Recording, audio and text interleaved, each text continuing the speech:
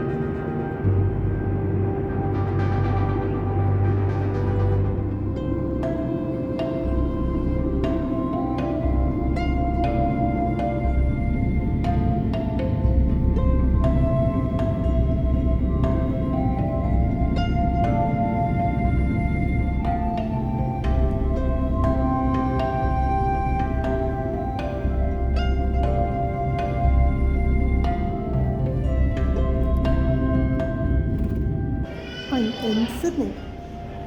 I've been here for a couple of hours. I'm just at the airport. I'm actually not on my way to Sydney, I'm on my way to Canberra, but the only way to get there is through another city. I've actually got like a 5-hour stopover in Sydney, and my plane is delayed, so it's even longer than that. But One doesn't see the customers, Mr. Bashir and Ms.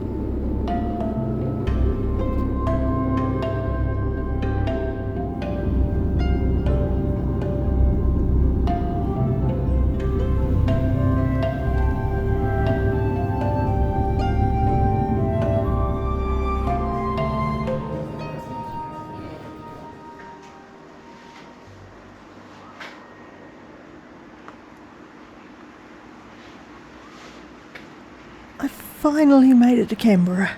I'm spending the first couple of days with my friends, the Sky Rings. Then the rest of the week I'll be working, which is why I'm really here. But look at this! They have wild cockatoos in their garden.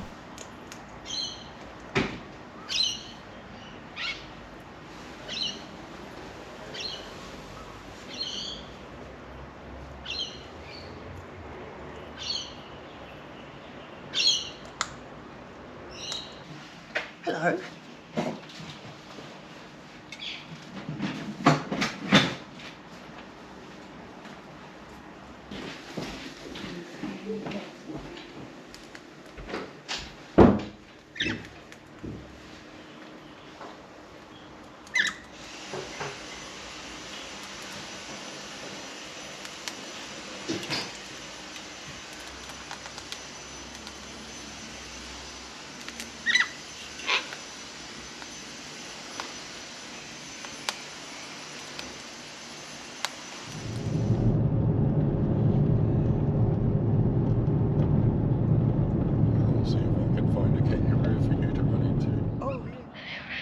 Mount Ainslie is such a great place to get an overview of the city.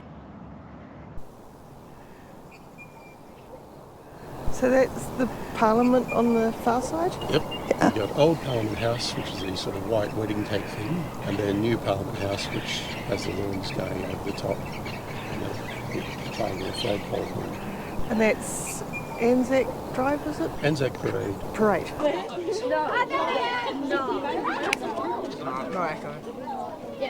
When Australia federated in 1901, they wanted a national capital that wasn't Sydney or Melbourne, which were the two big cities at that stage.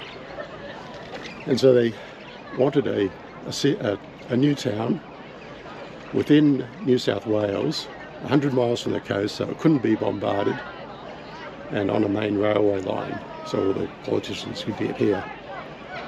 And they looked at various places, and they picked this one. It was just a little village at that stage, just a sheep station really. And it was called Canberra. And Queanbeyan was the New South Wales town nearby, just a country town. And it wasn't until 1927 that they opened Old Parliament House, which you can see in the distance over there. just in front of New Parliament House with a triangular flag pole. And for most of its history, it was just basically a tiny little country town with government buildings in it. And the old Milonglo River flowed through the middle. And then in the 60s, they dammed the river to form the lake, which is what you can see now. And it was quite a show when they first started the lake, because they built the dam and they had a big ceremony to mark the closing of the dam with the closing of the dam gates, and everyone rushed to the side once the button had been pressed to close them. The band played and nothing happened because it was in the middle of a drought and the river was empty. And it took another few years, I think, before the lake finally filled up. And it's now the marvel you see.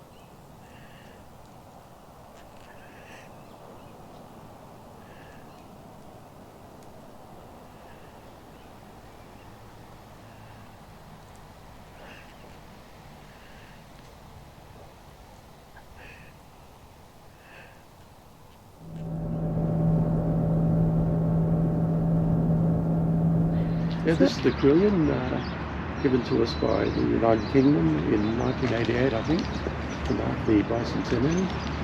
It's a bell tower, and they have a series of bells up the top.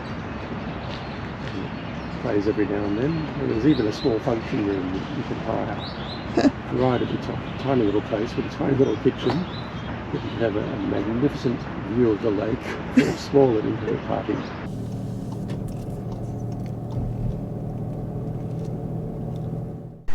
This is the New Zealand High Commission to Canberra. So of course we've got a field of cows outside. I'm surprised it's not sheep. Oh, it is so brilliant. It is so New Zealand. Any other embassy I'd be scared about filming it, but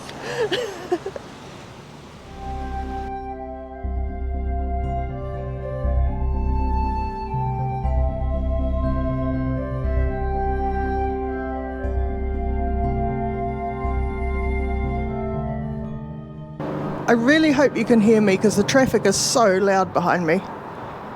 I've got an amazing view from this hotel though. Yesterday was a really cool day of just wandering around the city with Skyring and hanging out with Mrs. Skyring, but today is the purpose I'm actually here for, which is work. I'm here for a workshop with the Australian National University, ANU. We're giving them some advice on a project they're working on that we've done a similar project. And today that work is going to involve going out into the countryside and visiting some very small Australian towns that were affected by the bushfires of a few years ago. It should be really interesting because I haven't seen a lot of small town Australia before. Mostly only ever visited the cities.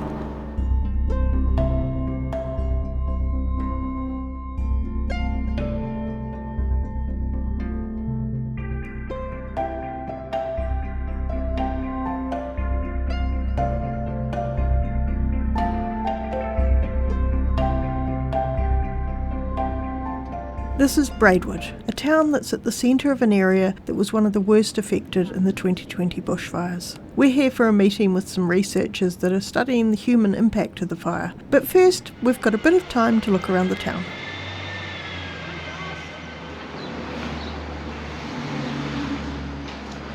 I was very excited to spot this quilt shop, and then it turned out it's closed today.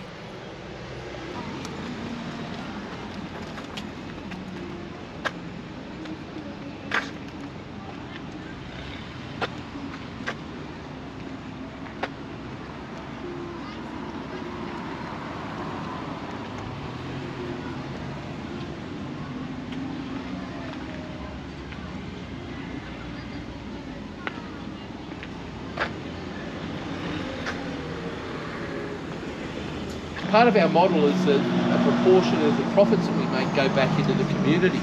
Yeah, we were just trying to figure out So 50% of our monthly profits go to the mothership of Bendigo and 50% stay here.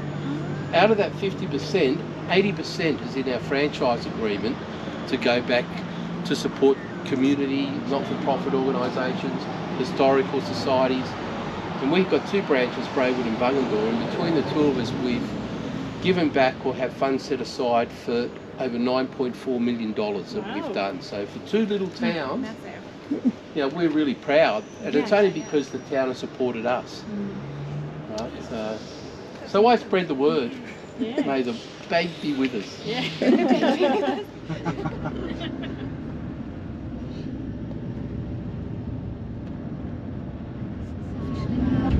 And next to it is the what they're building for a place of last refuge. Oh, so this is a big project. They got quite a bit of funding, and the idea is that it'll also be a bit of a hub outside of the fire season. It'll have internet and stuff.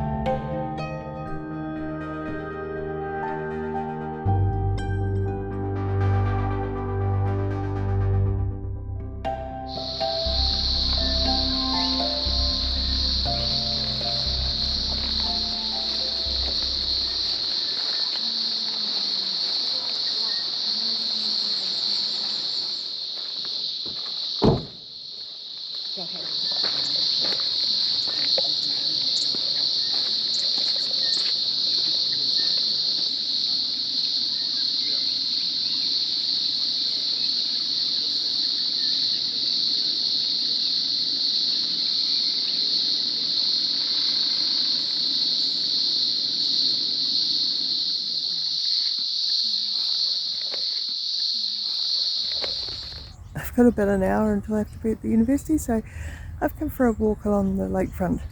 I'm now out by the museum. I've been to the museum before, but I haven't walked around the area. It's really nice. There's kind of like random sculptures along the pathway.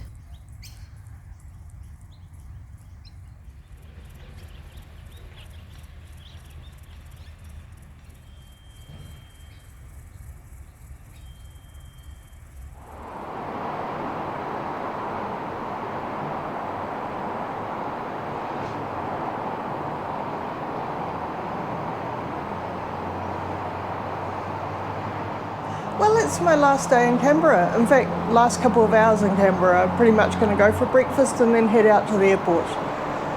The last couple of days have just been work. I've been in meetings and conferences and workshops, so didn't bother filming any of that because that was just work stuff. But I've had a fantastic time here. I've got to see so many things, and going out to Braidwood and seeing some of the small country town life was great. And the incredible impact that the bushfires had, and the fact that the trees are still burnt, and it's like years ago that the bushfires happened, it's just mind-blowing. But I hope you've enjoyed coming along with me on this little trip to Canberra, and you get to see a little bit of the city. Maybe not some of the really touristy bits, because I've been to Canberra before and we did the touristy bits then, but we did at least see some of it. Don't forget to do all of those nice internety things like liking and subscribing and leave a comment, and I will see you next time. Ka kite anō, Internet.